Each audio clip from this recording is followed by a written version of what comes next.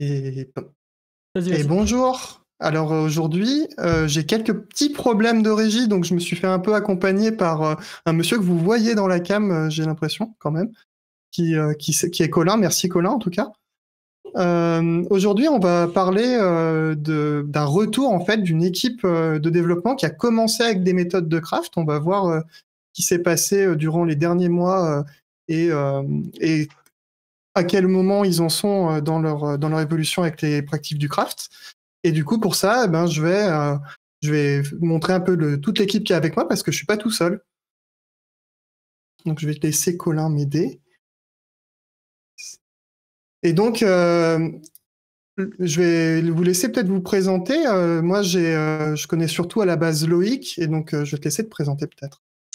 Alors, Loïc Jurado, je suis lead dev là, dans le cadre du projet Skyfly, donc un logiciel qui est destiné pour la grande distribution et le e-commerce. Et donc oui, je connais Anthony, je connais aussi très bien Colin dans le cadre de ce projet. Je vais laisser présenter les autres. Loïc? Ouais. Oui, donc Loïc Doyen, le deuxième de l'équipe. Euh, donc de mon côté, je suis développeur dans le projet et j'ai pas mal d'affinités avec le clean coding et toutes les méthodologies qui permettent d'avoir un projet que j'estime plus intéressant, plus maintenable, etc. Donc je suis assez content d'être ici et voilà. Peut-être Manon, peut-être du coup. Oui, du coup, moi, c'est Manon et je suis product owner sur le projet. Voilà. Et du coup, on va passer peut-être à Jessica dans ce cas. Bonjour, Jessica Hervieux. Je suis intégratrice et développeuse de front, plus particulièrement sous Vue.js. Ok. Et toi, Hugo? Bonjour, du coup, moi c'est Hugo Lefranc. Donc là, sur le projet Skyfly, je suis intégrateur et développeur front. Voilà. Donc peut-être que s'il y a quelqu'un qui veut parmi vous raconter un peu le contexte, qu'est-ce qui a envie de parler du contexte? Je vais prendre la parole pour le coup. Alors le contexte, c'est un grand nom du e-commerce qui souhaite refaire la vitrine de son site pour en fait acquérir en fait des nouvelles parts de marché. Et la société pour laquelle on travaille, donc Agixis, qui est une SS2I qui a remporté le marché, a proposé en fait une application en Vue.js, donc full SPA avec un serveur side rendering. Donc le projet a commencé au mois de mai et l'équipe s'est constituée durant le mois de juin pour commencer les devs début juillet. Donc ça fait du coup presque 8 mois qu'on travaille sur le projet. Voilà. Ok, vas-y. Non, j'y vais. Du coup, l'équipe en termes de TypeScript et en termes de Vue.js, on n'avait pas forcément le top en termes de compétences. Donc on a fait, moi je suis à la base développeur Java et je connais en fait assez bien les techniques de craftsmanship et tout ce qui concerne les tests unitaires pour le Java. Par contre, j'avais pas trop de connaissances vis-à-vis du TypeScript et j'avais une exigence en tant que lead dev par rapport à ce projet, c'est d'avoir quelque chose qui se fasse bien en termes de couverture et en termes de tests. Et c'est la raison pour laquelle j'ai fait intervenir Anthony dans le cadre du projet, non seulement pour avoir les bonnes pratiques de programmation sur le Vue.js et sur le TypeScript. Donc Anthony nous a accompagnés les premiers jours pour monter ce projet Vue.js. Voilà. Et du coup, est-ce que vous avez mis quoi suite à ça en place, ou déjà de base, qu'est-ce qu'on avait mis en place? Est-ce que quelqu'un veut en parler peut-être? Soit en termes de pratique, soit en termes d'outils déjà. En termes d'outils, on a mis un GitLab, GitLab CI sur lequel on fait. Alors, je vais peut-être pouvoir m'aider sur le nom de la méthodologie par rapport à Git. C'est-à-dire qu'on a une branche qui est, en fait, on a un commit, un push, un commit, un push. C'est un nom, ça, mais je vais peut-être tu fais du trunk base, c'est ça? Ouais. Ok. C'était du semi-linéaire, non? C'est pas ça? Ah oui, ouais, mais du coup, tu fais du trunk base en semi-linear history. Donc, alors, ouais, on a dit des gros mots. La notion de trunk base, ben, je sais pas si quelqu'un peut mettre un lien dedans, mais dans le chat. Mais sinon, j'irai le retrouver. L'idée, c'est d'avoir une seule branche qui est la vérité. Et sur cette branche, on va vouloir envoyer des nouvelles fonctionnalités. On a le droit de faire, bien sûr, des merge requests, comme vous faites, je suppose, où on va créer une branche pour la merger directement sur la branche de base, celle qu'on appelle la trunk, finalement. Et du coup, l'idée, c'est que on est en semi-linear history. Ça, c'est un autre truc qui est un outil de GitLab qui fait qu'on est obligé d'avoir rebasé ses commits au-dessus de la branche de destination. Comme ça, après, on n'a plus qu'à merger. Sauf que quand on merge, ça crée un commit de merge. C'est différent du mode fast-forward de GitLab. Où là, ça ne va pas créer de commit de merge, mais ça va directement merger tous les commits. Donc, je ne sais pas si on peut trouver un truc sur le semi-linear history, mais en tout cas, c'est une option de GitLab, si jamais. Bon, en tout cas, en termes de méthodologie de travail, moi, ce que je vois, c'est que c'est beaucoup plus facile à suivre les PR, c'est beaucoup plus facile en termes de lisibilité. Ça rend forcément un arbre Git plus propre. Et pour tout ce qui est rebase et tout ça, c'est quand même beaucoup plus simple à suivre. Donc ça, après, les équipes pourront vous donner leur retour d'expérience par rapport à cette méthode. Et puis ensuite, par rapport au TDD et par rapport à la couverture de test, on avait commencé avec ce qu'on avait mis en place avec Anthony, puis on a réussi à s'y tenir et on s'y tient encore aujourd'hui. Ok. Et du coup, c'est pas trop dur. Je sais pas si je peux avoir de l'avis de d'autres personnes que Loïc à propos du TDD. Est-ce que quelqu'un a eu quelle difficulté, ou est-ce que c'est quelque chose qui est facile pour vous ou pas, ou qu'est-ce que vous avez rencontré comme problème, peut-être? Si quelqu'un veut prendre la parole. Moi, je dirais de mon côté qu'on a, en termes de TDD, on n'en fait pas assez. C'est-à-dire que régulièrement, on écrit les tests après avoir fait le code.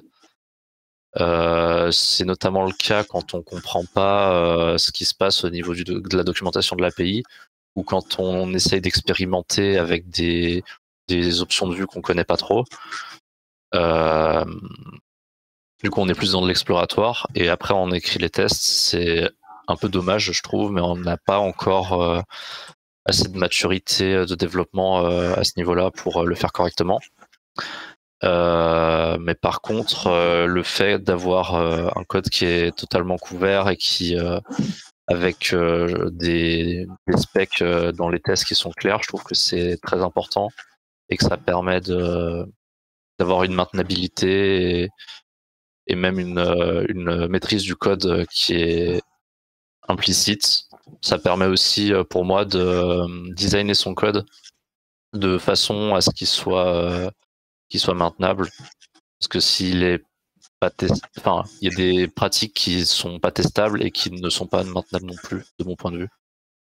D'accord. Je vais juste rappeler un peu ce qu'est TDD, parce qu'il y a quelqu'un qui a posé la question dans le chat. Donc TDD, c'est un acronyme pour dire Test Driven Development. Donc en fait, c'est pas une méthodologie de test, c'est une méthodologie qui nous permet d'écrire du code, au final de designer notre code. Et l'idée, c'est qu'on va partir d'un test, effectivement. Ce test, en fait, il va échouer, il va passer au rouge.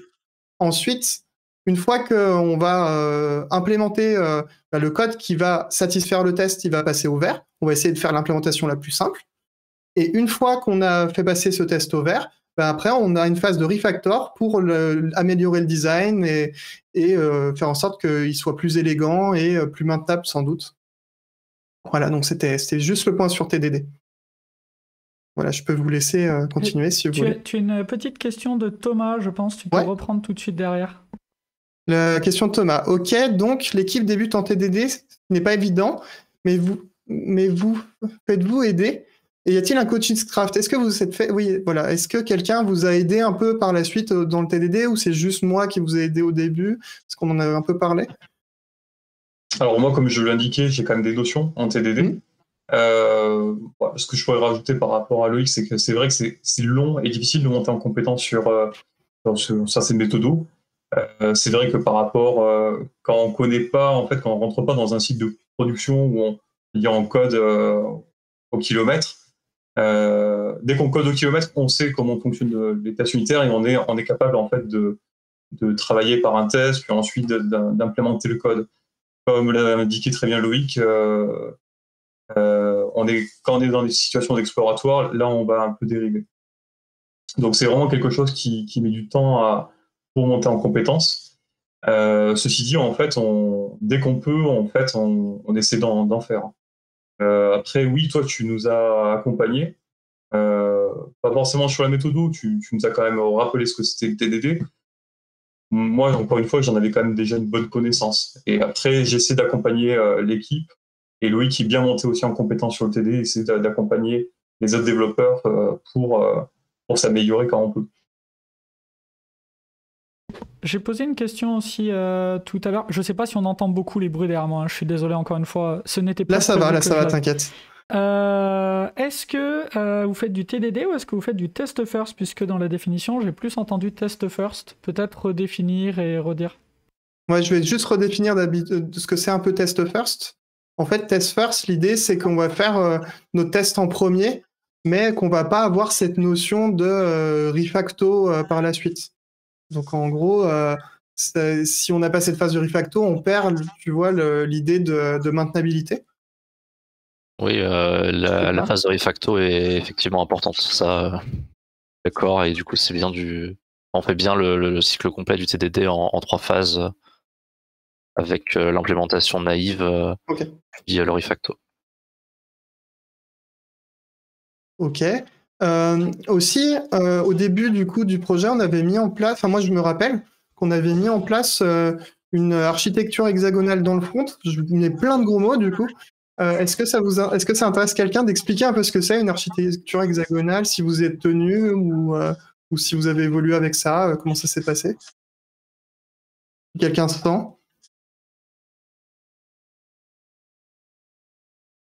Ouais, vas-y, hein, Loïc, il n'y a pas de souci. Mais... non, je pensais laisser la parole à mes collègues. Ouais, mais s'il y a quelqu'un d'autre d'ailleurs, pas de souci. Hein. S'il y a quelqu'un d'autre qui voit. Loïc, Jessica, Hugo, vous voulez peut-être un petit peu expliquer ou Moi, j'aurais trop peur de me tromper un peu, enfin, dans la définition, mais en gros, dans ma tête, c'est plus, c'est découpé en 3 parties. Il y a la partie secondaire où, en gros, presque, enfin, ma vision, c'est la partie secondaire, en fait, elle va servir pour faire tout ce qui va être appel API. Après, il va y avoir une partie domaine qui va nous permettre de transformer et de préparer la data pour la partie primaire qui, elle, correspond à toute la partie du JS à proprement parler du rendu front. Ouais, dans le cas du projet front, ok. Et du coup, il y a une autre part. Du coup, je ne sais pas si on a dit les 3 parties, parce que j'ai vu un peu le chat. Le domaine qui va transformer la donnée entre le secondaire et le primaire, en fait. Et qu'est-ce qu'on va avoir d'autre dans le domaine aussi C'est surtout la partie métier, finalement. Ouais. La partie métier, et c'est généralement, on s'appuie sur le domaine, en fait, quand on a besoin de parler justement avec Manon, qui est notre product owner, quand on a besoin de spécifier exactement ce qui est attendu. Donc, avant même de commencer en fait la partie secondaire ou la partie primaire, comme l'a expliqué Jessica, on va commencer par spécifier la partie domaine en racontant en fait l'histoire et ce qu'on veut. Ouais, du coup, oui, il y a une info qui a été donnée dans le chat, du coup je la reprends. L'essence un peu de l'architecture hexagonale, c'est isoler le métier de ce qu'on appelle la plomberie, donc ce qu'il y a autour. Effectivement, l'idée, c'est de ne pas avoir de complexité accidentelle qui soit liée aux techniques qu'on a autour, au sein même de notre métier. Comme ça, au moins, chacune des briques métiers, chacune des briques techniques autour qui sont indispensables pour notre application, mine de rien, eh ben, c'est elle qui gère cette complexité-là et c'est pas notre domaine qui en est pollué. Donc, je sais pas si c'est très clair. C'est super d'avoir mis le lien. Merci Colin d'avoir mis ce lien dans le chat à propos de l'article d'Alistair Cockburn qui est le premier article sur l'architecture hexagonale parce que c'est lui qui l'a exposé en premier. Et alors oui, voilà, il y a une autre chose que dit Colin aussi, que c'est pas une silver bullet, c'est-à-dire que t'es pas obligé de faire une architecture hexagonale pour avoir un projet qui se passe bien, quoi. C'est pas une solution absolue, quoi. Non, mais Voilà. comme tu l'as bien exprimé, et là où je vois vraiment l'avantage de cette architecture logicielle, c'est vraiment l'isolation. C'est-à-dire que on n'a pas du tout le côté technique qui va être intrusif dans le code primaire, donc du côté vue, et inversement. On n'a pas du tout la surcouche vue qui va nous embêter dans le côté secondaire. Et dans le domaine, du coup, il n'y a pas du tout ni de vue, ni d'API, il n'y a rien du tout. On ne parle que de domaine. Donc c'est vraiment par rapport à cette isolation que je trouve que c'est intéressant. Et du coup, oui, vas-y. Ce que j'aime beaucoup aussi, moi, c'est le côté plug and play un petit peu. C'est-à-dire que si on veut changer ce qui se passe dans le primary, le secondary n'est pas du tout impacté. Ou même si on a besoin des mêmes data à un autre endroit dans le primary, on branche le même secondary et c'est fini, quoi. C'est hyper pratique, je trouve. Du coup, il y a un truc intéressant dans ce qui est dit, c'est que finalement, si je résume, le secondaire et le primaire, ils sont pas couplés entre eux, en plus de pas être, de pas avoir le domaine qui soit couplé aux deux autres. Pour redire, le domaine ne dépend pas du primaire et du secondaire, mais le secondaire dépend du primaire et le primaire dépend du domaine. Je me suis peut-être trompé. Enfin, en tout cas, les deux choses dans les deux zones, les deux parties de l'infrastructure dépendent du domaine, en tout cas, mais pas l'inverse. Oui, parce que c'est le domaine qui guide ce qui se passe dans le primaire et le secondaire, quoi. Donc oui. Ok. Et moi, j'avais fait un truc la première fois que je suis venu. J'avais fait du type driven development. Je sais pas si ça vous en rappelez, si vous utilisez ça ou si vous utilisez plus, peut-être, je ne sais rien. Ça arrive régulièrement quand on a besoin d'écrire une nouvelle page. Après, en ce moment, c'est moins le cas, du coup.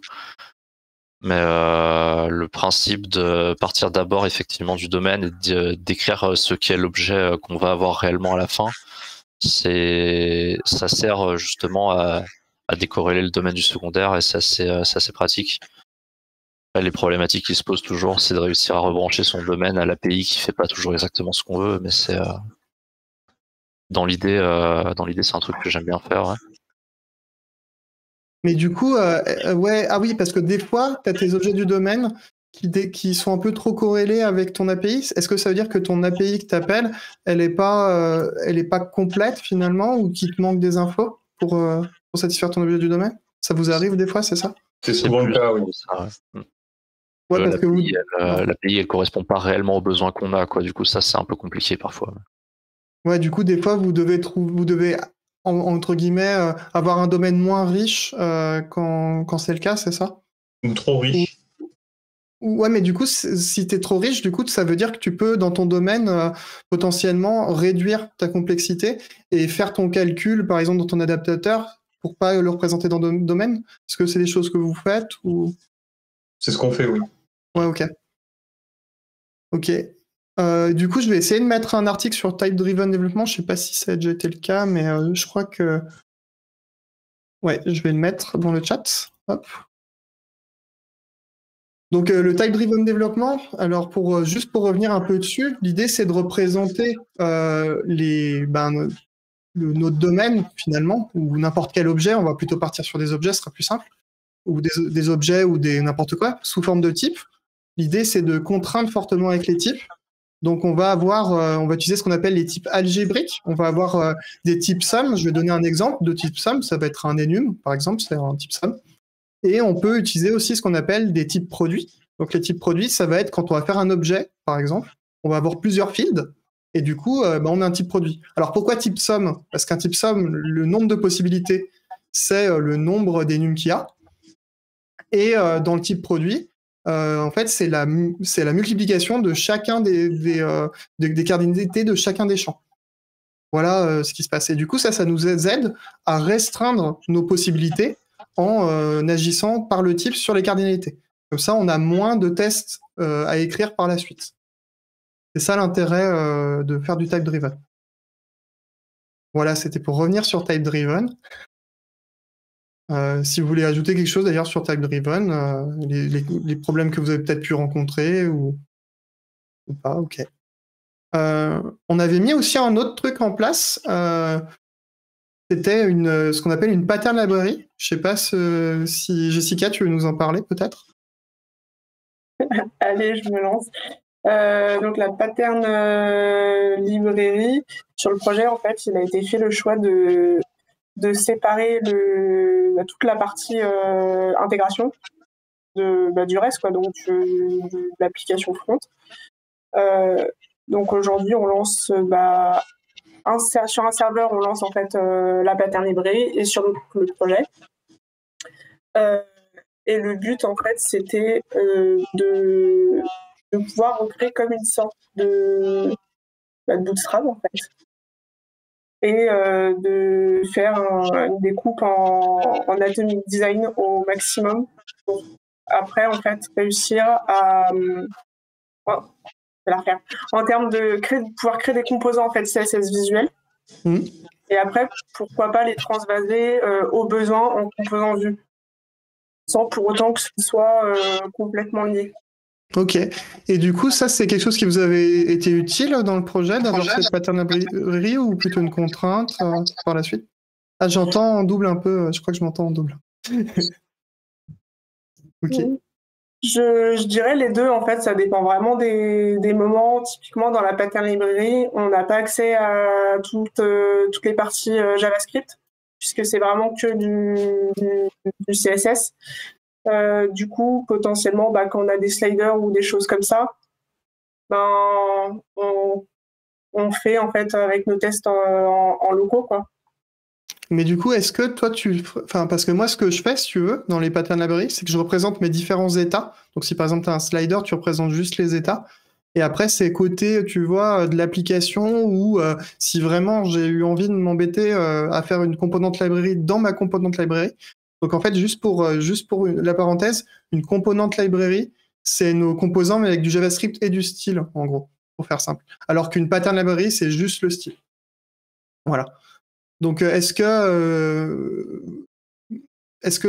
toi, tu disais que côté pattern library, t'avais pas trop cette notion d'interaction, mais est-ce que quand même vous faites des composants dans ce cas-là graphiques plutôt côté application, c'est ça, pour les représenter?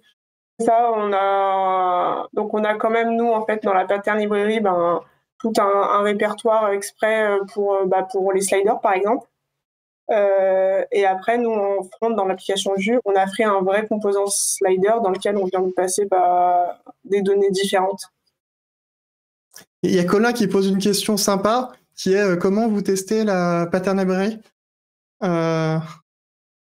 Je vous laisse répondre, après je donnerai ma réponse. Comment on la teste? On la teste pas. Voilà. Non, c'est du code CSS, donc on fait du responsive éventuellement, mais il n'y a pas de test à proprement parler, quoi. On aurait pu faire des end-to-end, mais ils sont pas assez poussés dans l'app. Et non, il n'y a pas de test unitaire sur cette partie-là, mais je sais pas si c'est possible, peut-être. Alors moi j'ai plusieurs réponses, mais si vous voulez encore ajouter des choses, je vais donner. Ok. Vas-y. J'y vais, nickel. Donc en fait, si tu veux, dans la pattern library, l'idée c'est de commencer par. En fait, moi j'utilise une stratégie qui est de fabrication plutôt de composants, où je vais créer des composants en partant du contrat, donc qui est du HTML, et ensuite je vais faire le style. Comme ça, au moins, je me fais guider par le contrat que je vais fournir. Donc en fait, je vais avoir des techniques déjà qui ressemblent un peu à ce que tu as dans le TDD. Et là, je peux pas vraiment avoir de tests effectifs parce que c'est quelque chose de visuel. Alors, on pourrait mettre des tests de ce qu'on appelle des tests visuels de régression. Je sais pas comment on appelle ça aujourd'hui officiellement, mais ça ressemble à du snapshot où tu prends ta capture d'écran et tu la recompares par la suite avec les changements. Moi, j'aime pas du tout fonctionner comme ça parce que, en fait, des changements, tu peux en avoir souvent dans tes styles. Et le fait d'avoir à remettre à jour ces jeux de tests qui sont générés, finalement, je trouve que ça apporte pas tant de valeur. Par contre, là où je pense que c'est intéressant, c'est quand tu fais des tests de composants ou des tests de bout en bout, où là, fonctionnellement, il faut que tu vérifies que ça marche toujours. Parce que finalement, graphiquement, tu peux avoir des impacts de ton style. Avec, par exemple, si tu n'affiches plus une zone ou si tu en affiches, etc. Par exemple, un display none, il peut avoir un impact. Un z-index mal placé peut avoir un impact, etc. Voilà, je ne sais pas si c'est plus clair dans ce que je voulais exprimer, mais je ne sais pas si c'est plus clair pour Colin qui a crié quoi, pas de test. Ouais, non, tester le CSS, c'est un peu compliqué, quoi. Puis le CSS est déjà un langage descriptif en soi. Voilà. Par contre, en effet, après, comme disait Loïc, il y a les tests P2E, en fait, là, qui peuvent éventuellement contrôler dans le front, comme tu disais, Anthony, si tel élément, il a bien été chargé ou pas, en fait, s'il a bien été en fonction des conditions qu'on décrit dans les tests, quoi. Alors d'ailleurs, vous faites des E2E ou des tests de composants, c'est-à-dire est-ce que vous moquez en gros les bornes de vos composants ou est-ce que vous les faites vraiment sur toute votre stack? Alors, on avait commencé avec toi à regarder pour faire des tests de composants. Donc, on moque en fait l'appel REST et puis on regarde le rendu et on teste le rendu. Mais par rapport à l'équipe qui était jeune justement dans sa démarche de qualité de test en termes de composants, il y avait déjà une grosse montée en compétence de l'équipe par rapport aux tests TypeScript et de monter également sur Cypress, ça faisait beaucoup. Donc du coup, on a écarté les tests 2E et malgré tout, les quelques-uns qu'on a pu programmer nous ont sauvé plusieurs fois en fait. Donc aujourd'hui, on les a peut-être, on regarde pour en mettre en tout cas sur les composants les plus critiques. D'accord. Et du coup, est-ce que vous êtes allé un peu plus loin? Parce que moi, sur l'aspect CI, par exemple, on avait fait surtout de la CI, mais pas du déploiement, parce qu'à l'époque, on n'avait rien pour déployer. Est-ce que vous avez retravaillé ça? Est-ce que vous avez automatisé ça? Ou c'est vraiment un truc que vous n'avez pas trop abordé? Je ne sais pas. Alors, c'est automatisé, par contre, on n'est pas allé plus loin. C'est automatisé sur quel point? Pardon? Sur qu'est-ce qui est automatisé? Quand je parle d'automatisation, c'est au niveau de la CI à GitLab. Il y en a un truc qui peut être au niveau des tests d'intégration ou même tests unitaires, on refuse la merge request. Et du coup, est-ce que sur les environnements, vous avez plusieurs environnements? Comment ça marche? Est-ce qu'ils sont déployés à la volée ou pas, etc. On a un environnement de recettes internes qui est déployé manuellement. D'accord. Par contre, les images sont générées automatiquement. Et on a un environnement de recettes client qui, lui, est... en gros, on a une étape de la pipeline qui est un déclenchement manuel, mais qui sert à déployer dessus. Et du coup, il y a une question de Colin qui est demandée, mais pourquoi vous avez besoin de faire un déploiement manuel du coup? Parce qu'effectivement, vous avez tout pour finalement déployer ça automatiquement. Et on n'a pas de DevOps, c'est qu'on n'a pas pris le temps de le faire. Ok. C'est surtout de la compétence en termes de DevOps qui vous manque, c'est ça? Ouais, là oui. En interne, oui. On va manquer en termes d'infra. C'est-à-dire qu'on n'a pas forcément l'infra pour le faire. Et en termes de compétences aussi. Je pense que pour faire bien le projet jusqu'au bout, c'est ce qui nous manquerait aujourd'hui. Ok. Du coup, je n'ai pas trop entendu ni Manon ni Hugo. Je vais peut-être vous laisser un peu plus la parole parce que je suppose que vous avez des choses à dire sur le projet, sur comment ça s'est passé. Qu'est-ce que vous pensez peut-être de ce qui a été fait? Comment ça marche? Est-ce que c'est fluide peut-être? Qu'est-ce que vous faites sur le projet exactement, etc. Donc, vas-y, du coup, Hugo. Du coup, moi, sur le projet, je travaille plus avec Jessica, du coup, sur l'intégration et du coup, sur la pattern librairie. Ouais. Donc, j'avais jamais travaillé en Atomic Design avec une pattern librairie, du coup, j'ai eu un peu de temps pour me mettre dedans et comprendre comment ça marchait, mais au final, ça a été assez rapide et tout s'est bien passé et je trouve ça mieux pour le coup. Après, côté front, pareil, j'étais pas non plus très à l'aise au niveau des tests, j'en faisais très peu. Du coup, j'ai pas mal monté en compétences au niveau des tests unitaires grâce au de Loïc qui m'aide encore aujourd'hui sur certains tests. Mais sinon, sur le projet, tout se passe bien et tout ce qui est mis en place, je trouve ça bien et ça permet un meilleur développement et le projet est plus maintenable, comme disaient les de Loïc. Voilà. Et du coup, peut-être que Manon, tu voulais dire des choses sur le projet, peut-être de manière plus globale, j'en sais rien. Moi, je suis un peu perdue parce que ça parle technique, donc du coup, je comprends pas tout, mais sinon, d'un point de vue fonctionnel, ça marche bien et ça se passe plutôt bien, donc voilà. Ouais, tu peux exprimer aussi comment est perçu, comment le client perçoit en fait la qualité du logiciel par rapport à justement ce qu'on a mis en place. Est-ce que c'est perçu par le client? Est-ce qu'on communique là-dessus? On communique sur les tests qu'on fait. Après, en détail, je ne saurais pas trop expliquer parce que moi, je ne suis pas trop cette partie-là.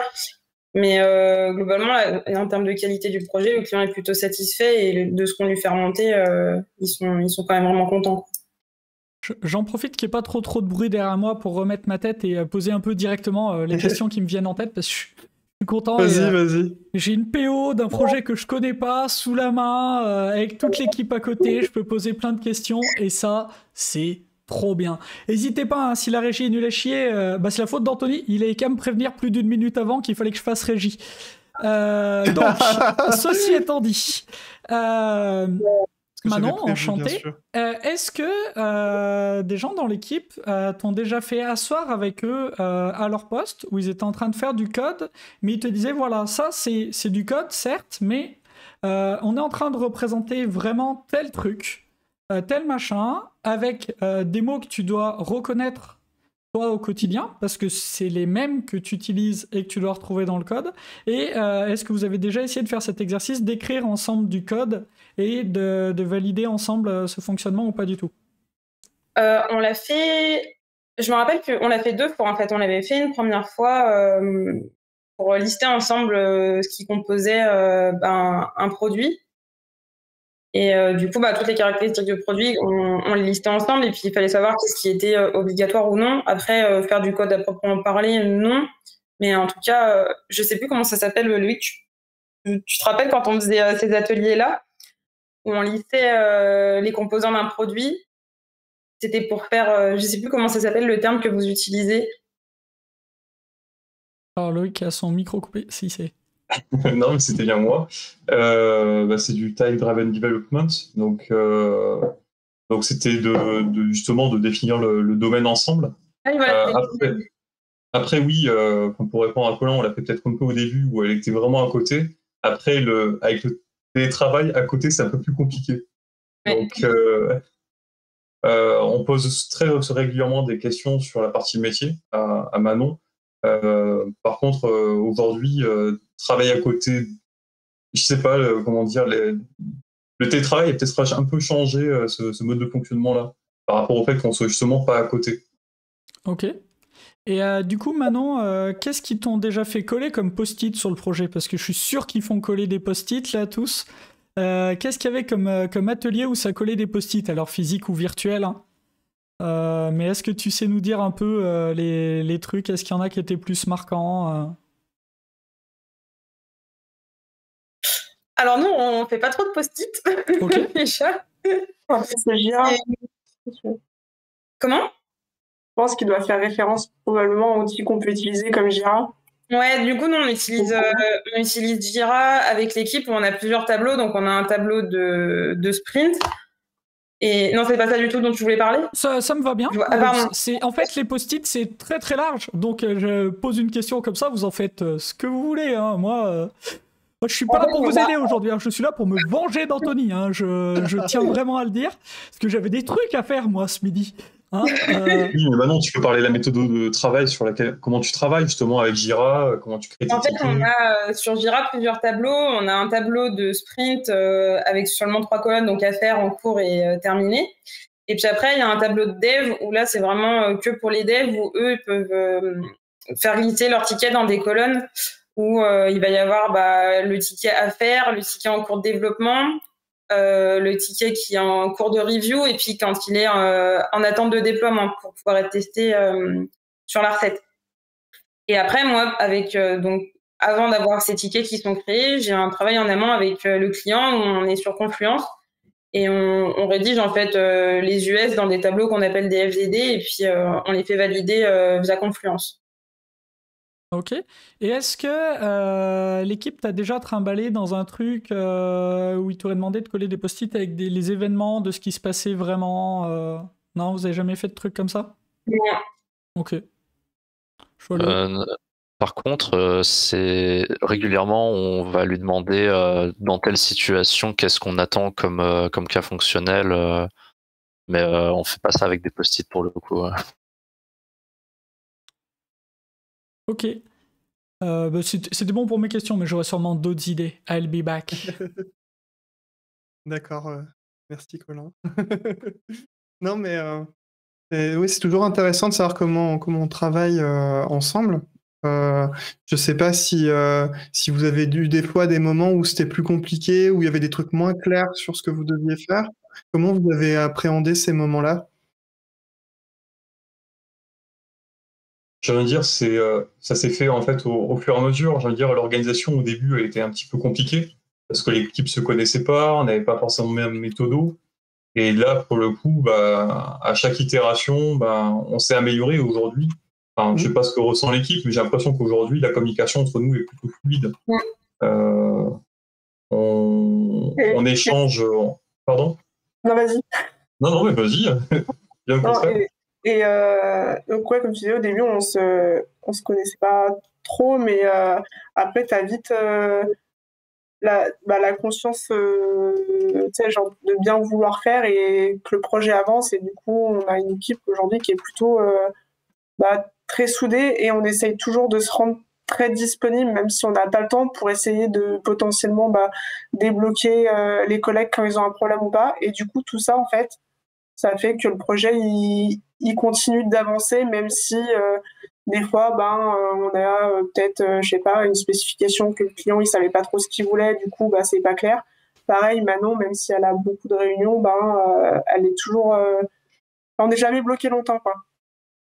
D'accord. Et le projet il a vraiment commencé très vite et tout de suite. Et du coup, c'était compliqué au début, étant donné que déjà on se connaissait pas, qu'on n'avait jamais travaillé ensemble, que le projet il était nouveau et que même pour notre client il y avait beaucoup d'interlocuteurs. Du coup, le temps de réussir à se trouver une bonne méthode et une bonne mise en place pour tout le monde, ça a été un peu. Il a fallu faire à chaque sprint, on essayait d'améliorer un peu ce qu'on pouvait faire pour que ça se passe de mieux en mieux. Mais là maintenant, je pense qu'on n'est pas trop mal et ça se passe plutôt bien en termes d'organisation. Et du coup, vous avez des rétrospectives pour ça, ou vous parliez juste entre vous Alors, on fait forcément une review et le planning. Et la rétro, en fait, c'est assez informel. Enfin, il y a pendant une période, on en faisait. Et après, vers la fin du projet, vers la fin de ces dernières semaines, ça s'est beaucoup, beaucoup accéléré. Et disons que on préférait prendre beaucoup de temps pour faire le planning et pour tous avoir une très bonne visibilité sur le projet. Et puis en soi, la rétro, je pense qu'il y a quand même vachement de communication entre nous et que si jamais il y a des choses qui ne vont pas ou même des choses qui vont, on est capable de se le dire sans avoir besoin de se dire qu'à tel moment, on a le droit de parler, quoi. Je me permets de prendre la parole pour une question que j'avais en tête, et il y a une remarque de Dragutux dans le chat qui va exactement dans ce sens-là. Ma question, c'est un peu, tu disais, j'écris moi des choses dans Jira. Est-ce que vous avez une idée de la quantité d'informations qui est dans Jira? En gros, ce que je cherche à savoir, c'est les tickets Jira. Il y a juste un titre, il y a un titre plus 3 lignes, ou il y a un titre plus 3 pages? Alors en général, il y a le titre, donc le nom de l'US.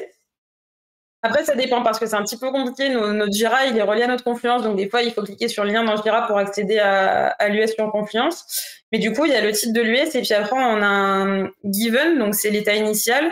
When avec l'action qui se passe pour déclencher l'événement. Et puis, le zen, où du coup, c'est l'état final, en fait. Et puis après, on ajoute des règles métiers en dessous pour préciser les cas particuliers ou voilà. Ok, donc Est-ce que c'est bien accepté aujourd'hui? Est-ce que c'est normal ou pas qu'une user story, en soi, les gens reviennent vers toi, Manon, parce que dans la story, il va peut-être manquer quelque chose. Est-ce que toi, tu essayes vraiment de travailler pour qu'il n'y ait pas de retour, ou est-ce que tu vas plutôt travailler en te disant, je vais mettre les informations, on va essayer de partager, et s'il y a des retours, c'est pas grave, c'est normal, il faut qu'on le construise ensemble? En fait, ça dépend vraiment des US et ça dépend aussi de ce que le client m'a donné, parce que, comme je disais tout à l'heure, en fait, c'est allé très vite. Et tout s'est fait pour moi en 2 mois, où en gros, on a vu tout ce qu'il fallait faire avec le client sous forme de petits ateliers qui duraient une demi-journée à chaque fois. Et du coup, il y a eu beaucoup d'informations qu'il a fallu qu'eux, ils nous transmettent. Et même pour eux, il manquait des choses, il y avait des choses qui n'étaient pas claires, ils ne savaient pas tout à fait comment ça fonctionnait parce que c'était peut-être pas la même équipe qui gérait ce truc-là. Donc du coup, on a un peu fait comme on pouvait. Et puis après, de toute façon, le client, il est hyper dispo, donc si jamais il y a besoin de choses complémentaires, je sais que je peux avoir les réponses rapidement. Et j'ai conscience que parfois, il manque des choses, mais c'est parce que la façon dont est fait le projet et la façon dont ça se passe chez le client et chez nous, c'est comme ça, mais en général, on arrive à avoir les éléments assez vite. Après, on essaie quand même de faire des tickets qui soient le plus complets possible, mais c'est toujours difficile de prendre en compte tout ce qu'il faudrait, quoi. Ok, mais globalement, c'est tout à fait fine, c'est tout à fait normal comme fonctionnement. Si sur un ticket on revient vers toi, c'est pas un truc, c'est pas, y a rien de grave là-dedans dans le fonctionnement. Je sais pas. Voire même souvent, moi je sais que j'ai tendance, par exemple, à j'ouvre pas forcément les spécifications qui sont écrites par gain de temps et être sûr de bien comprendre aussi ce qui est écrit. En général, je préfère moi directement faire un petit point avec Manon sur la tâche à commencer en fait. Quand et c'est elle des explique vraiment ce qu'il faut faire. Ouais.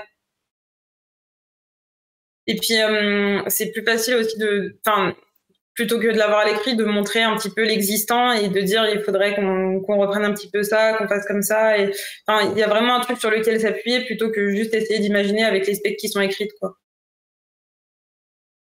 Ouais, j'allais rajouter, Colin, on interagit quand même beaucoup avec Manon. La user story et Jira, c'est bien, mais en fait, souvent, en fait, on lui demande d'être avec nous, on lui demande, on relit la spec ensemble.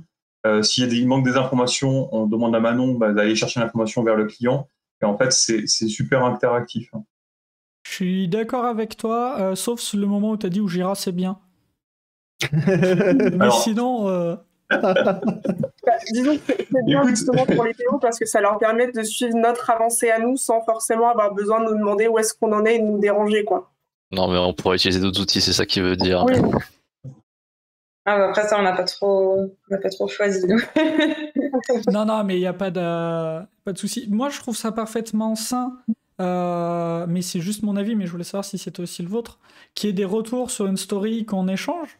Ma question d'après, qui est toujours en fait la même, c'est est-ce que côté dev, maintenant, des fois, ils te disent en fait, c'est sûr, faut le faire comme ça, parce que regarde, si on le fait plutôt comme ça va me prendre 3 jours de moins, et je pense que ça répond même mieux aux besoins. Ça arrive, ça? Alors, ça arrive, mais des fois, il y a certaines choses... disons que ça arrive qu'on propose des nouvelles choses aux clients parce qu'on trouve que le comportement qu'il y avait avant n'était pas optimal. Après, il y a des choses qui sont plus ou moins acceptées par le client, donc ça dépend vraiment... ça dépend des tickets, quoi. Mais il y a certains cas où on a fait des recommandations et où ça a été pris en compte par le client et du coup, on a changé par rapport au comportement qui était attendu initialement, ouais. Et d'ailleurs, je pense que ça les intéresse aussi d'avoir du conseil et pas de se dire juste ils font ce qu'on leur dit sans vraiment réfléchir à comment on pourrait peut-être améliorer un petit peu ce qui avait été pensé à la base, quoi. Ok, et j'arrête de vous embêter pour quelques minutes. Du coup, je sais pas si vous les avez des choses à ajouter. Par exemple, moi, je sais pas, je voulais savoir, est-ce que vous avez des fois des bugs, souvent des bugs, pas souvent des bugs? Comment ça se passe quand vous avez un problème, une anomalie, un bug? Est-ce qu'il y en a déjà? Est-ce qu'il y en a pas? Il y en a, mais il y en a pas non plus tant que ça. Et puis, en général, c'est pas non plus des grosses choses. On n'a pas non plus énormément de bugs bloquants sur le site. Et puis après, quand il y a des bugs, donc soit je crée moi des tickets, soit, donc en fait, ça dépend de qui les trouve. Soit c'est nous, l'équipe, et du coup, je m'occupe de créer les tickets, soit c'est le client qui trouve les bugs et qui crée ses tickets lui-même. Et toutes les semaines, en fait, moi, je fais un point avec le client pour qu'on regarde ces tickets de bugs, pour qu'on les priorise ensemble. Et puis pour éventuellement les redéfinir, parce que des fois, il y a des bugs qui en sont pas vraiment, qui sont plutôt des demandes de changement. Et du coup, on peut pas se permettre de le répertorier en tant que bug. Ou alors, eux, ils vont peut-être mettre un bug qui définissent comme bloquant, alors qu'en fait, ça l'est pas du tout, parce que ça n'empêche pas du tout la navigation sur le site. Pour eux, c'est important parce que c'est une information essentielle qu'il faut avoir sur le site quand ça sera en production. Mais on peut pas considérer que c'est bloquant parce que, par exemple, il manque une caractéristique sur un produit ou quoi. Moi, j'ai envie de rajouter quelque chose par rapport aux bugs parce qu'en fait, il y a beaucoup de types de bugs. On pourrait parler en fait des bugs qui sont liés en fait à une tournerie qu'on aurait pu faire, donc vraiment liés au code. Tu peux avoir des bugs qui sont liés, il manquait des choses peut-être dans les spécifications ou le client n'a pas précisé quelque chose et du coup il faut compléter. Ou alors tu vas avoir un bug visuel où en fait il manque un espacement ou ce genre de choses. Et là, ce qu'on a constaté sur le projet, c'est que il y a très très peu de bugs qui est lié finalement à une erreur de code de notre part. Souvent, c'est des oubliés d'implémentation ou une règle fonctionnelle qu'on connaissait pas, ce genre de choses que nous rappelle du coup le client. Ok. Parce que même du point de vue front intégration, pareil, on est. Enfin, là, dans l'équipe, il y a quasiment que des. Enfin, pour pas dire tous, on est hyper rigoureux. Donc, par exemple, je sais que Loïc, quand on écrit un test, il verra tout de suite qu'il y a des cas potentiellement qu'on n'a pas testés ou voilà. Et pareil, nous, avant, en intégration, à chaque fois, on vient vérifier quand même. On se met sur la branche de l'autre, en fait, et on vient vraiment vérifier qu'il n'y a pas eu de problème de cache et que c'est bien le rendu souhaité. Et de cette manière, en retestant, en faisant valider notre intégration par quelqu'un d'autre, quand on le déploie sur le serveur de recettes, nous, au final, elle a quasiment très peu de retours à nous faire en termes d'intégration, parce que du coup, il y a déjà eu quelqu'un qui est passé avant, en fait, pour vérifier.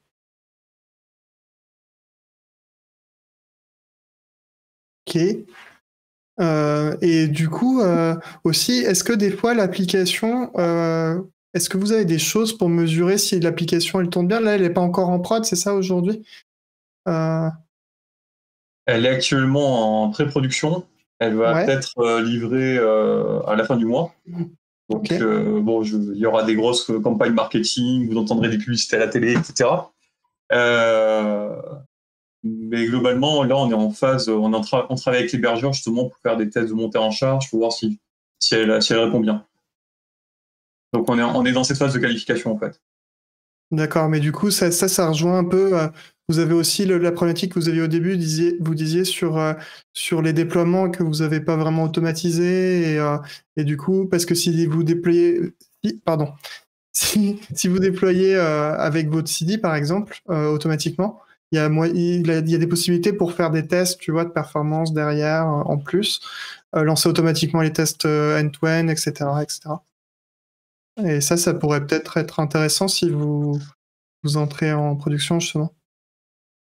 C'est comme je te disais, c'est un petit peu la partie qui nous manque en termes de compétences. Et là, peut-être que je ferai venir quelqu'un qui connaît bien cette partie-là, qui permettrait de nous améliorer justement sur toute la partie CD et sur toute la partie finalement test de performance, montée en charge, qu'on n'a pas aujourd'hui. C'est-à-dire aujourd'hui, on a bien jusqu'à la création de l'image, mais c'est vrai qu'en termes de déploiement, après, ça nous manque un petit peu. Et vous avez des idées à peu près, juste pour ce sujet-là bien précis, du nombre d'utilisateurs qui accèdent au site par jour à peu près existant, et du coup à quoi vous allez vous attendre, entre guillemets? Je pense que quand il va y avoir il va commencer à y avoir des publicités marketing, il va y avoir un gros pic de fréquentation début mars. Donc ça, en fait, c'est anticipé. Donc l'application va être montée en load balancing, justement, ils vont augmenter la charge serveur pour pouvoir absorber cette charge. Maintenant, le nombre de personnes, je sais plus. Peut-être qu'on l'a eu, Manon, mais j'ai pas le souvenir du nombre de personnes. Je peux pas dire un chiffre comme ça, je saurais pas vous dire un... Ouais, je préfère rien te dire, Denis, j'ai pas le chiffre en tête et je pourrais te dire une bêtise. Et est-ce que vous aviez prévu d'ailleurs que l'application elle puisse être scalée sans problème, ou est-ce que c'est compliqué de la scaler? On parle de load balancing, c'est pour ça que je dis ça. Ouais. Elle est complètement autonome, donc oui. Comment? Je comprends pas le mot scaling. Ouais, c'est-à-dire que tu peux adapter le nombre d'instances de la même application que tu vas avoir en production. Et en gros, devant, souvent quand tu scales, devant, tu as un load balancer qui va rediriger, tu vois, soit vers telle instance, soit vers telle instance, soit vers telle instance. Et du coup, si tu scales, tu augmentes juste le nombre d'instances. Voilà, je fais ça simple. Donc pour le coup, oui, c'est prévu, c'est plutôt notre hébergeur qui le fait. Et en fait, lui, il a juste à récupérer l'image de notre projet et il peut très bien la mettre sur autant d'instances qu'il veut, en fait. D'accord. Donc vous avez prévu que ce soit stateless, on va dire. Ouais, il y a un gros mot. Tu vois que je viens de mettre en place un système de cache et lui, il faudrait que je le sorte pour qu'il le soit également. Donc là, actuellement, le cache est géré par chacun des serveurs. D'accord, ouais, mais du coup, ouais, tu risques d'avoir des problèmes de cohérence avec ça et du coup, tu vas devoir partager ton cache en quelque sorte. Ouais, après, il n'y a pas de cache utilisateur par rapport à ça. C'est vraiment par rapport au système, donc il n'y a pas de... C'est pas très grave. Par contre, c'est quelque chose qu'il va falloir que je repense par la suite. D'accord, ok. C'est pas forcément nécessaire de partager ce cache, par exemple. Non, peut-être pas. Ok. Ok. Du coup, est-ce que on a fait le tour des pratiques de craft? Peut-être, je sais pas s'il y a d'autres pratiques de craft que vous avez mis en place qu'on n'aurait pas parlé, peut-être. Alors, je vais regarder aussi en passage dans le chat pendant que tu réponds s'il y a des questions. Mais...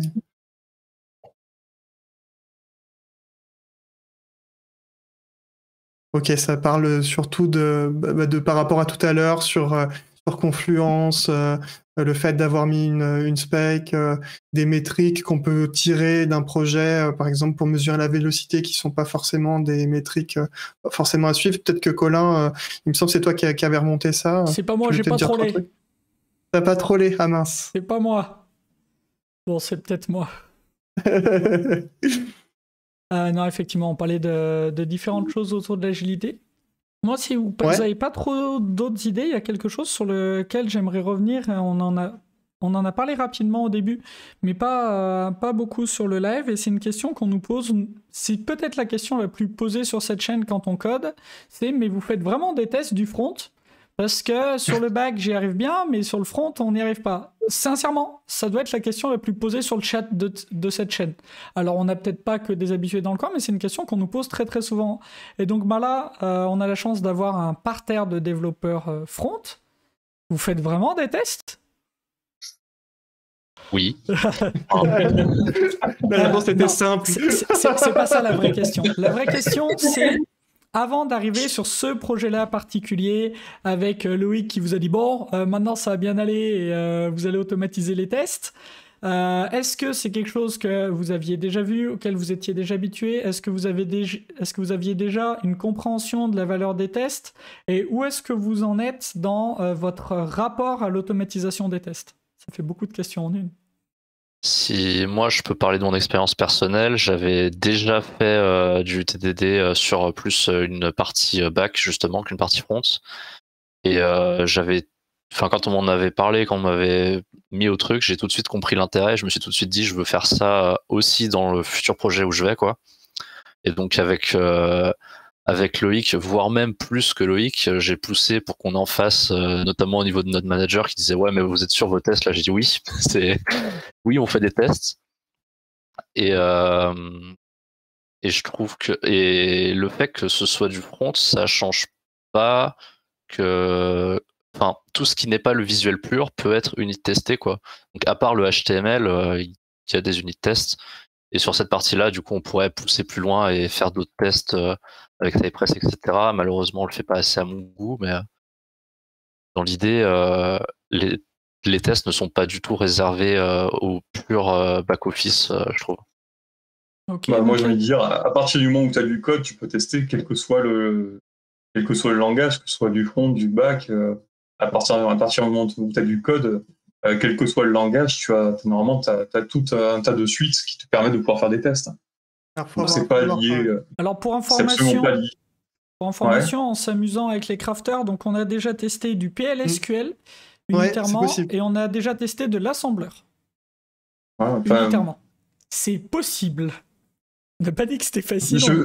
On a dit que je dis pas qu'il n'y a pas des langages plus.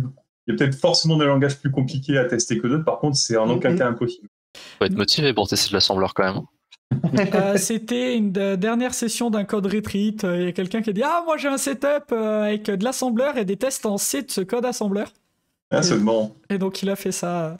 Ok. Et Hugo, Jessica, vos retours sur ça, sur ce. Putain, il y a des tests sur le front, quoi.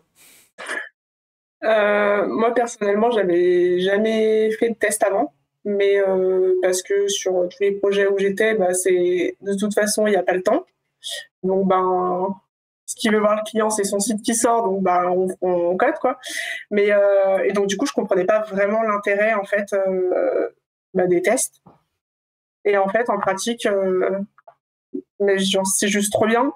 Je ne veux plus jamais ne pas faire de tests, quoi. Et dès que je modifie un truc, je vois directement là où ça plante en fait. Là où avant, fallait tester déjà, ne serait-ce que manuellement, c'était quand même hyper lourd, hyper chiant, ça prend du temps. On rename une variable, ça fait craquer tout le projet et on passait des heures à chercher où est-ce qu'on n'avait pas rename la variable. Donc non, pour le coup, clairement, les tests, pour faire. Donc cet argument, on fait pas de test, il n'y a pas le temps. Ouais. Pour toi, il vient d'où ? Il vient que je me dis que c'est peut-être les personnes qui vendent les projets qui n'ont pas assez peut-être de connaissances en termes d'évaluation pour chiffrer le projet et que on peut se retrouver dans des cas où le site il était à sortir pour il y a 2 mois, par exemple.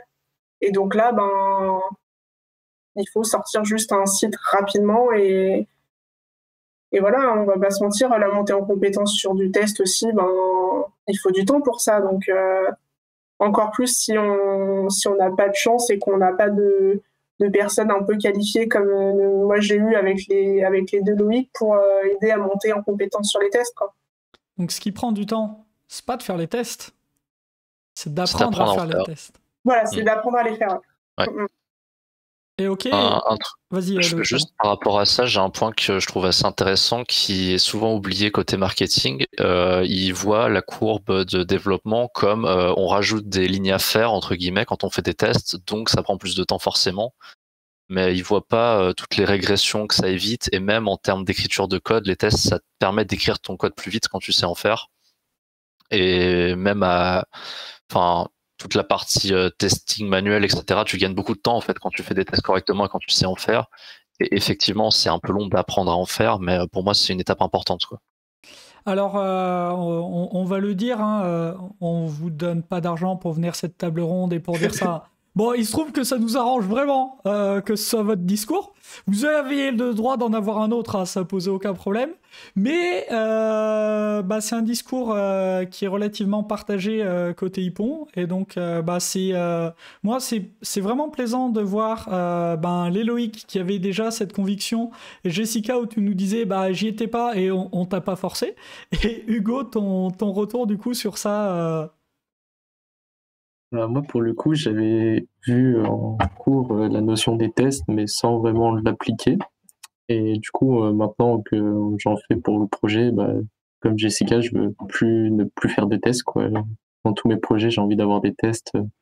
Ça sauve la vie sur plein de situations. Et comme dit Loïc, au final, ça évite les régressions et le projet il est carrément plus maintenable et on gagne du temps sur le long terme. Ok, donc vous n'avez pas encore atteint ce stade où en fin de rétro, vous allez vous dire, bon, on arrête l'architecture hexagonale, on arrête l'automatisation des tests et on refait à la main. Je vois que tu rigoles, Loïc. C'est un cycle, tout ça. Aujourd'hui, la question ne s'est pas posée, en tout cas. Ok. Mais, la question s'est jamais posée dans l'équipe, en tout cas. C'est pas un troll, hein, c'est un cycle et mais, ça se pose de manière légitime. Ça pourrait se poser, mais en tout cas, la question ne s'est jamais posée, pour le coup. Et même, je vais te dire, actuellement, alors là, franchement, c'est peut-être un appel. Là, on va devoir monter Donc là, on a fait le projet front, on va devoir monter le projet back. Tu sais que je suis développeur Java. On m'impose de faire du développement PHP. Et pour le coup, il va falloir que je fasse des tests en PHP et je ne sais absolument pas aujourd'hui comment ça fonctionne. Il va falloir que je m'y mette. Donc, si tu connais quelqu'un dans le coin qui est très bon en software craftsmanship autour de Symfony et PHP, en tout cas, je suis preneur. Oh, bah, il y a deux noms qui me viennent en tête comme ça, et ils sont peut-être là tout de suite. Moi, je pense à un monsieur Nolwenn D et à un monsieur Lucas C. Ouais. C'est vrai que j'ai zappé Nolwenn, mais effectivement, il y a Nolwenn aussi. J'avais déjà donné Lucas. Qui sont souvent dans le coin. Alors, je sais pas s'ils sont là, mais là, les premiers noms qui me viennent en tête sur le bassin lyonnais, ceux que je connais, ça va être ceux-là. Voilà, et je pense que l'équipe sera d'accord avec moi. Il est inconcevable de commencer une application de back si on n'a pas cette même exigence par rapport au projet. Tu as peut-être aussi un monsieur Émilien P et un monsieur Florent P aussi qui font ça. Ah ouais, Florent P fait du PHP dans sa vie, ouais, ça lui arrive. Je pense que c'est pas trop souvent. Les contrats est forcé, mais voilà, ça te fait 4 noms, c'est bien. Ouais, c'est cool. Et je voulais juste reprendre un sujet par rapport au test. Ça a été très compliqué pour moi au début vis-à-vis de la hiérarchie.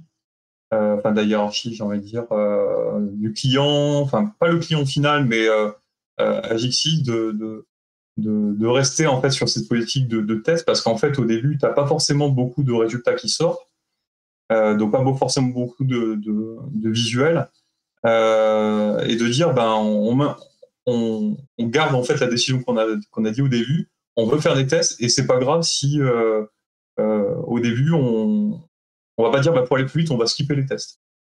Il y a eu un moment quand même, pas un moment d'hésitation, mais j'ai eu quand même une grosse pression sur mes épaules où on nous indiquait, mais à un moment il va falloir peut-être arrêter parce qu'on a nous une pression du client et il faut sortir des choses, quoi.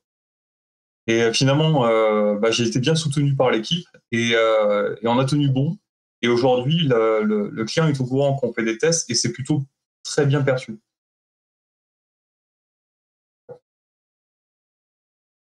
Est-ce que du coup, suite à, vous avez réussi finalement à montrer que l'application fonctionnait et que même elle continuait à fonctionner sans pour autant rentrer dans un cycle de correction finalement? C'est peut-être ça qui... Ouais, alors après, je vais te dire, pour le client final va te dire que c'est normal.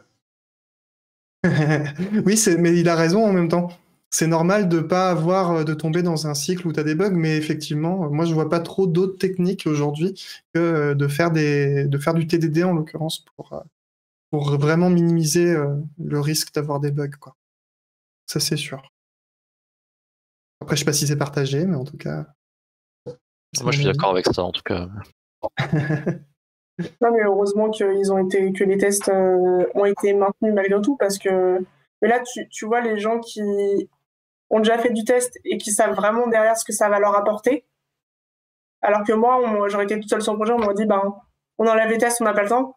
J'en fais ouais, ok. Alors qu'en fait clairement pas, et c'est là où du coup heureusement que tout le monde est resté dans l'optique il faut qu'on fasse les tests, c'est juste la mise en place, la montée en compétences qui est un peu longue. Mais là, le nombre de régressions qu'on évite avec ça, c'est quand même assez dingue. Et puis même en termes de retour, comme disait Loïc, les seuls retours qu'on a, ça va être... les seuls, non, j'abuse. C'est les retours qu'on va avoir, c'était parce qu'il y a des specs qui n'étaient pas complètement terminés ou que le client ne savait pas ce qu'il voulait. Mais en termes de bugs, aujourd'hui, c'est du temps qu'on passe pas dessus, quoi, ou très peu. Même par rapport à ça, je trouve que ça apporte une sérénité quand tu es en train de faire une modification ou de corriger un bug. Ouais. Tu sais que tu vas rien casser en fait, et que si tu casses un truc, il y a du code qui va te le dire, enfin tu as un test qui va dire attention, ça marche plus. Est-ce que c'est normal parce que tu as changé le fonctionnement, ou est-ce que tu as cassé quelque chose et dans ce cas tu corriges, quoi. Ouais. Il y a une question dans le chat, je crois. Ça serait quoi pour vous la prochaine pratique à mettre en place dans votre équipe, quelque chose que vous avez pas fait mais que vous aimeriez mettre en place? Les tests de œufs. Ouais, moi je pense à ça tout de suite. Ouais. Ouais, je pense à ça aussi. Pour vraiment bien tester le front et être sûr que tout fonctionne, quoi. Mais ouais, c'est ce qui manque sur le projet et le peu, comme on a dit, le peu de tests qu'on a sur les tests de 2, souvent ça nous a sauvé de certaines régressions. Après, il y a un peu d'automatisation au niveau de la CI, etc., qu'on pourrait aller plus loin, mais il y a pas mal de petites choses qu'on pourrait faire. Vous ne pourrez pas faire vos E2E de manière efficace si vos déploiements ne sont pas automatisés à chaque build. C'est ça. Ouais, mais ça, moi, je vais en tout cas pousser pour qu'on se fasse accompagner, pour qu'on ait quelque chose de mieux en termes de déploiement continu. Parce que j'ai pas la science, j'ai pas forcément aujourd'hui le temps pour l'acquérir. Et je pense que on peut être si on est accompagné pour ça, ça peut facilement se mettre en place. Et demain va être publié sur le blog Ypon un article pour expliquer comment avoir un environnement par branche avec GitLab CI. Ouais, c'est cool. Application de demain. Donc voilà, si jamais ça peut servir à des gens. Si jamais vous êtes dans un contexte avec un GitLab par exemple, des fois que. Et besoin tu de faire des expliques aussi comment tu configures un AWS avec. Alors nous c'est des déploiements à base de Echo dans l'article. Hein. Il n'y a pas la partie déploiement. Ouais.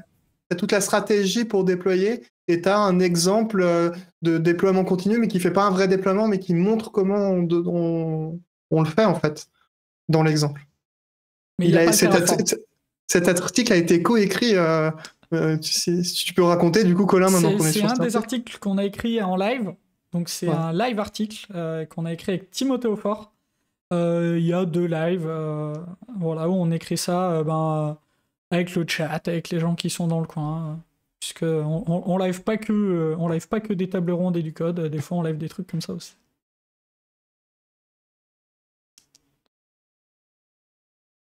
Ok. Tu disais tout à l'heure, Jessica, la montée en compétences est un peu longue. C'était sur ça que tu disais un peu longue. J'essayais de retrouver. Sur la montée en compétences pour faire des tests, c'est combien un peu longue? Parce que bon, 1 heure, c'est un peu long. Ah, d'accord. Non, alors non, c'est pas énorme. Non, ça dépend déjà des capacités d'apprentissage des personnes. Après, moi, je faisais surtout pas mal d'intégration. Donc, c'est-à-dire que si tu viens, tu fais du test. Après, on te demande de refaire plusieurs pages potentiellement statiques ou voilà. Du coup, là, tu refais pas de test et en fait, après, tu vas en refaire. Mais du coup, comme ça fait longtemps que tu en as pas refait, à chaque fois, tu remontes un peu. Là, on a commencé au mois de juillet. En tout et pour tout, si je compte même les mois où j'ai fait que de l'intégration, je commence seulement à me sentir à l'aise vraiment sur les tests et à demander de moins en moins d'aide. Ouais, c'est le tarif, hein. C'est 6 mois, hein, malheureusement. Je crois qu'il n'y a pas de... Ouais, c'est pas magique, quoi. Il faut forcément passer par un moment donné d'apprentissage où il faut se faire un peu souffrance parce que c'est un peu contre-intuitif, mine de rien, d'écrire d'abord ce qu'on veut représenter avant de faire le code, de réfléchir à son design. C'est pas si facile, si intuitif que ça. Il y a aussi l'aspect refacto qui vont pas forcément tout de suite voir. Donc là, on travaille ensemble justement pour voir. Tiens, là, tu peux optimiser ça comme ça. Tiens, là, c'est un peu plus élégant. Tiens, pourquoi tu vas extraire cette méthode pour avoir une meilleure lisibilité. Et ça, c'est beaucoup d'échanges qu'on a ensemble, justement, pour voir comment améliorer, comment mieux refactorer le code. Et comment vous faites cet accompagnement qui est d'autant plus difficile avec le remote? Comment c'est organisé, cette montée en compétences Ça va être suite à revue, vous avez des ateliers, vous avez... Alors, ouais, il y a quand même... Non, aujourd'hui, c'est quand même pas mal les revues qui permettent d'identifier du code qui peut être refactorisable, ou c'est à la demande, essentiellement. Ça y est, vous êtes tous à l'aise sur les codes SMEL, vous connaissez les noms de 2-3 codes SMEL et les techniques de refacto automatique qui vont avec, ou ils vous ont pas assommé avec la théorie? Non, ils ont été cool. Bah, moi, je les connais quand même plus ou moins. Jessica et Hugo, peut-être moins. Loïc, on connaît pas mal aussi. Et après, bah, voilà, là, c'est pour le coup, c'est de la pratique. Et c'est à moi de les accompagner par rapport à ça. D'identifier justement les codes SMEL, comme tu dis. Après, c'est bien parce qu'on a dit un gros mot, on a dit code SMEL. Peut-être que ça serait bien d'expliquer rapidement ce qu'est un code SMEL, je sais pas. Eh Si ben, tu je veux te y aller, laisse faire Colin, parce tant que qu'à je faire. redisparais. Ah, tu veux redisparaître? Bah, Oui. disparaît. Du coup, un code SMEL ou un code qui sent pas bon en quelque sorte en français, c'est en gros quelque chose, enfin, portion de code qui peut d'ailleurs causer des bugs parfois, mais qui est un peu compliqué dans son écriture. Je sais pas comment donner un exemple. J'en ai pas vraiment beaucoup qui me viennent en tête parce que je connais pas forcément le nom des codes SMEL. Si vous voulez donner un cas d'exemple, je sais pas. Mais... En tout cas, il y a un truc intéressant, c'est qu'il y a des outils qui permettent aussi de détecter des codes SMEL, comme par exemple Sonar. Je sais pas si vous utilisez d'ailleurs. Non, je l'ai pas encore mis en Sonar. Mais je pense que ça pourrait être pas mal justement pour identifier ces codes SMEL mieux. Ok. Bah, du coup, c'est bien parce qu'on a un lien avec des codes SMEL. Tout va bien. Parfait. Merci. Et du coup, moi, j'ai envie d'ajouter un autre gros mot parce qu'on n'en a pas spécialement beaucoup parlé, mais on a parlé un peu de domaine au début de la conversation. Est-ce que vous avez mis des choses qui viennent de DDD ou jamais entendu parler de ce terme ou... Moi, je sais que dans mon approche, j'essaye toujours de garder le fonctionnel et le besoin réel en tête. Après, j'ai des notions de DDD, mais je connais pas exactement toutes les pratiques de mise en place qu'on est censé faire par rapport à ça. Et ouais, globalement, enfin, j'essaye de réfléchir à d'abord qu'est-ce que je veux avant de penser d'un point de vue plus technique. Je sais pas si c'est pareil pour tout le monde dans l'équipe. Pour le coup, ça c'est assez personnel pour moi, mais... Non, pour moi aussi, en fait, j'ai vraiment de vagues notions en DDD. Et je sais qu'il y a des approches qui permettent d'améliorer, qui vont t'accompagner en tout cas par rapport à la conception. Et ouais, là, ça nous manque en fait, aussi. Ah, c'est bien parce que Colin ajoute 2-3 cosmels aussi, mais ouais, sur le DDD, moi, quand j'étais arrivé, je vous avais parlé de certaines choses qu'il y a dans les patterns tactiques du DDD. Alors, c'est gros, hein, le sujet du DDD. Je sais que Colin est capable de l'expliquer en 10 minutes, mais moi, je suis pas capable. Courage pour ceux qui veulent regarder et qui connaissent pas, aller lire des choses sur le DDD. Mais par contre... ou ne faites pas ça, peut-être ne lisez peut-être pas des gros bouquins. Faites-le, mais c'est un mur qui est assez haut. Je vais devoir redisparaître dans 3 secondes, mais j'essaye juste en 2 secondes comme tu m'as tendu une perche. Ouais. Le DDD, c'est une approche qui se présente sous la forme d'une boîte à outils. Dans cette boîte à outils, on va avoir plusieurs étages. Un étage pour représenter les choses du monde réel dans notre code. Un étage pour communiquer avec les référents et les experts métiers. Et un étage pour faire interagir les différents blocs de notre application entre eux.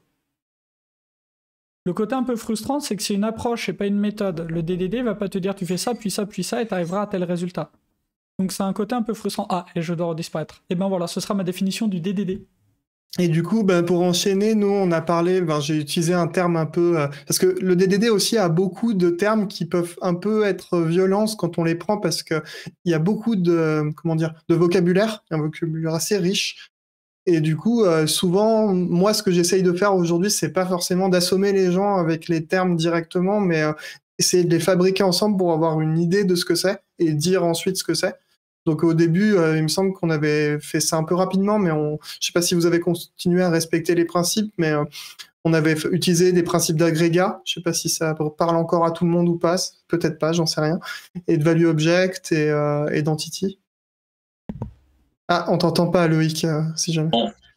On parle pas des mots, mais moi je les connais, mais c'est vrai on les pratique pas du tout. Ok. Et là c'est pareil, c'est parce qu'on n'a pas une approche en termes de DD qu'on connaît, donc on n'a pas forcément le savoir. Et là c'est pareil, ce sont des choses qui s'acquièrent. Et si ça se trouve, vous en faites sans le savoir, hein, du coup. Peut-être, ouais. Alors attends, je regarde un peu les messages dans le chat au parallèle. Oh, bon, c'est pas... je râle que j'ai rien à faire là, mais du coup j'en profite et je vous embête. Mais au final, t'es bien content si tu poses plein de questions. ouais, bah après j'aurais été content d'aller manger aussi, des choses comme ça. On peut pas tout faire, hein. C'est ça, faire des choix dans la vie. Du coup, on arrive... Ah non, c'est à moins quart la fin, c'est ça, il nous reste un petit quart d'heure. Oui, c'est ça. Sur le DDD, de ce que j'ai entendu, vous en faites pas, en tout cas de manière pas consciente, mais vous utilisez quand même une architecture hexagonale. En tout cas, c'est le souvenir que j'ai du début du live. Ouais, c'est ça. Le code qui est protégé par cette architecture hexagonale, est-ce que c'est du code qui ressemble au code que vous voyez sur d'autres projets et que vous avez l'habitude de manipuler, ou est-ce qu'il y a des choses qui sont un peu différentes dans ce morceau-là du code?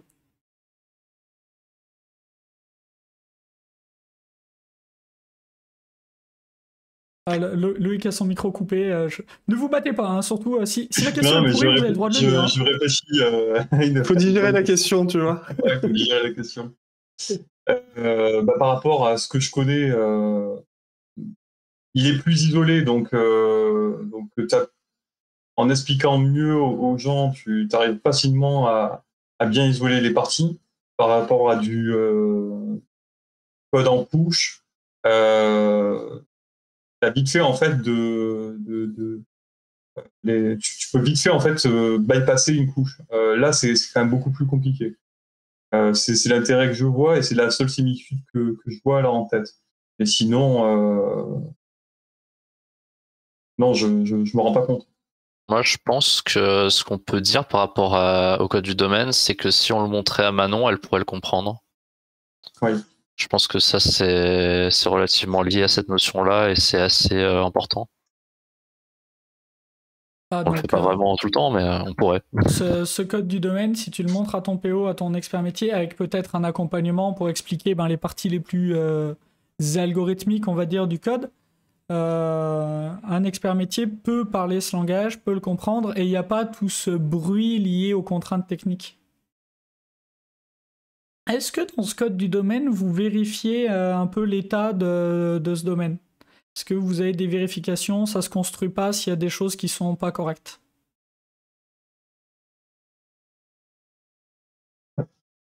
Et là, comme ça, je peux pas te répondre. Okay. J'ai pas réellement compris la profondeur de la question, je pense. Je sais juste qu'on évite de faire des duplications, mais à part ça... En gros, tu stockes une personne et t'as son âge, et son âge, un âge, c'est pas négatif.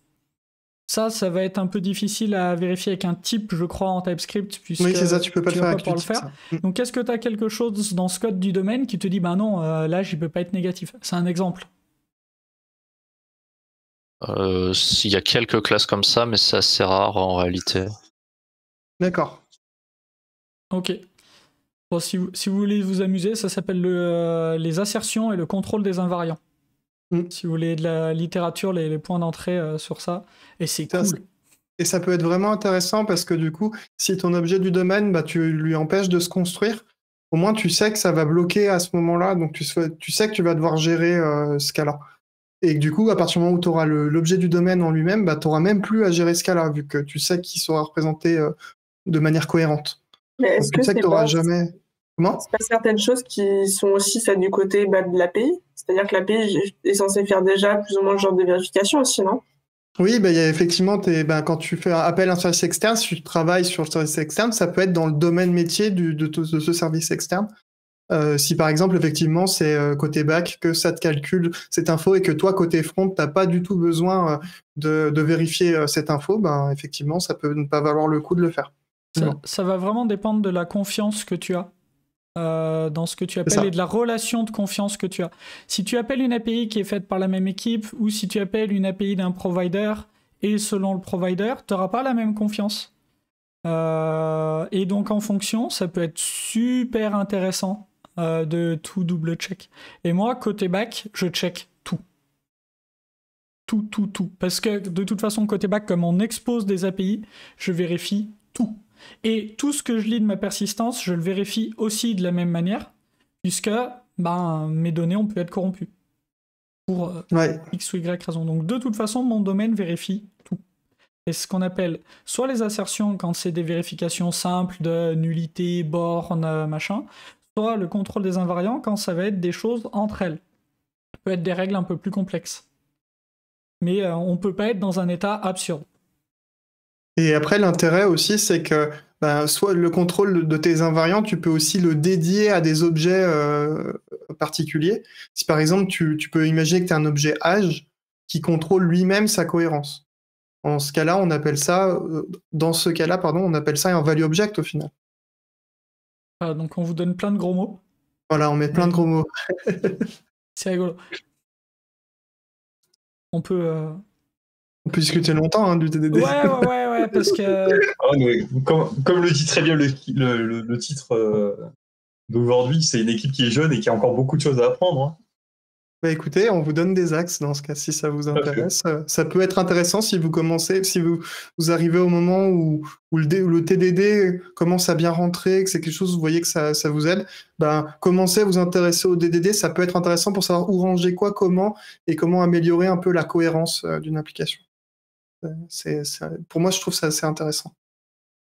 Il faut être à l'aise en TDD, il faut avoir passé cette phase de se dire je vois pas pourquoi je coderais pas en TDD parce que de toute façon je vais plus vite en TDD. Alors j'ai l'impression que vous y êtes pas encore tous tout à fait, puisque vous en êtes beaucoup à l'étape de dire les tests vont m'apporter de la valeur, mais peut-être sur un terme un peu plus long que la minute ou que la 5 minutes. Mais à force de pratiquer le TDD, même sur une itération de 2 minutes, moi je me pose pas la question en fait, parce que je sais que je gagnerai du temps en TDD que sans TDD. Donc il y a NCO DevDet qui nous dit, qui nous parle de Behavior Driven Development et pas de base de données, qui nous parle des tests d'intégration. Ça peut être pas mal aussi pour la suite. Je vous ai parlé des articles qui vont être publiés en février sur les blogs Hippon, et il y aura notamment un article sur les pratiques de BDD quelque part dans le mois. On peut parler de la pub si tu veux. Mais quand vous êtes à l'aise en TDD, c'est bien de regarder le monstre d'après, et c'est un peu DDD pour moi.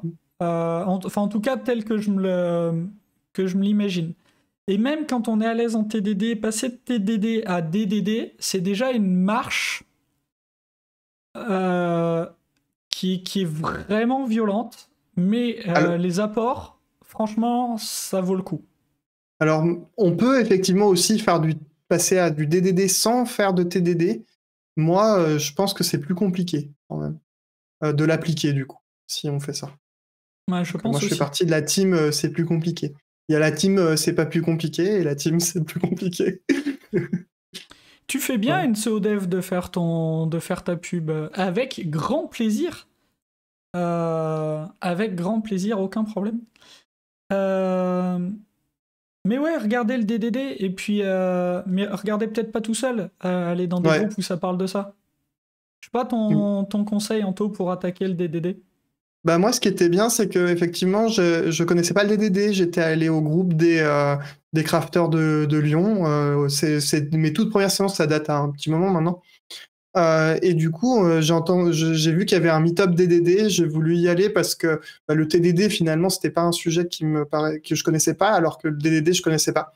Donc, par curiosité, j'y étais allé. Et je trouvais ça sympa parce que, faites pas ça à chaque séance, mais l'idée, c'est qu'on avait une séance où on avait discuté de qu'est-ce que c'est le DDD.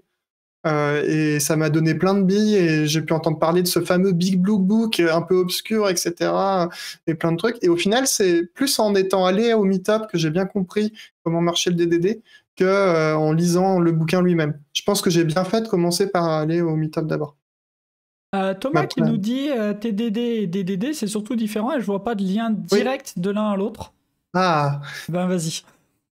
C'est intéressant. En fait, quand tu fabriques une application, si tu te bases sur les patterns, enfin c'est les outils pardon qui sont fournis, il y a des patterns aussi, mais sur les outils qui sont fournis par le DDD, notamment je pense aux patterns tactiques par exemple pour commencer par eux, et ben si jamais tu veux les faire évoluer dans le temps, c'est super intéressant d'avoir une méthode qui te permet de les refacto.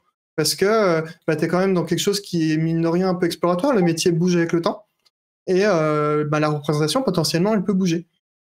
Si jamais tu n'utilises pas des méthodes pour pouvoir te permettre ce refacto, ou qu'il soit beaucoup plus simple, que tu sois serein quand tu le fasses, et ben du coup c'est beaucoup plus dur, j'ai l'impression. Et c'est pour ça que moi j'ai tendance à dire que oui, TDD va être un énorme atout pour faire du DDD justement. Alors il y a ça, il y a le côté aussi, donc il y a pour pouvoir faire un refactoring, et donc dans le cas de DDD ce sera un refactoring toward Deeper Insight, qui fait partie du DDD. Et il y a aussi, ne serait-ce que pour faire émerger son domain model. Moi, j'ai beaucoup plus de facilité à faire émerger mes value objects, mes entities, mes aggregates, d'autres gros mots. Parce que tu sais ce que c'est d'ailleurs déjà. Voilà. Rien que ça. Déjà, ça aide. Mais de les faire héberger en TDD, c'est beaucoup plus facile pour moi de le faire comme ça que d'essayer de le faire sur tableau blanc. C'est beaucoup moins d'efforts et c'est beaucoup plus rapide. Et donc Thomas qui nous dit une approche plus pragmatique que celle du Blue Book. Donc le Blue Book, c'est le Big Blue Book, c'est Domain Driven Design Tackling Complexity in the Art of Software de Eric Evans de 2003. Premier bouquin. C'est le premier bouquin sur qui a lancé le mouvement. Et il nous conseille plutôt Living Documentation de Cyril Martrer. D'accord. Fait amusant, Cyril a interviewé Eric Evans vendredi dernier, et c'était très cool. Et du coup, on sait que par exemple, grâce à ça, Eric Evans préfère les éclairs ou à la crème brûlée. Voilà, ça faisait partie de... C'était la première question, je crois. Non, c'était la dernière. Ah oui, c'était la dernière question. La première, je crois que c'est sur Lady Gaga. Ouais, est-ce que tu préfères Lady Gaga ou... Voilà, donc une interview, ma foi... Vous voyez que ça vole très haut dans les questions. Mais voilà, donc on est ici la semaine dernière. Il nous reste 4 minutes, le temps d'une clôture, Anto, et j'arrête de prendre de la place. Enfin, j'essaye. Donc déjà, est-ce que vous avez quelque chose à dire par rapport au craft de manière générale? Et puis après, je pense qu'on passera à un rôti du chat peut-être. D'ailleurs, on peut le faire en parallèle pendant que vous dites ce que vous pensez. Alors déjà, un rôti, c'est quoi? Un rôti, l'idée, c'est que vous pouvez noter finalement ce que vous avez pensé de cette séance aujourd'hui, de ce live. 1, c'est vraiment vous avez perdu votre temps, voire 0 si vous voulez vraiment.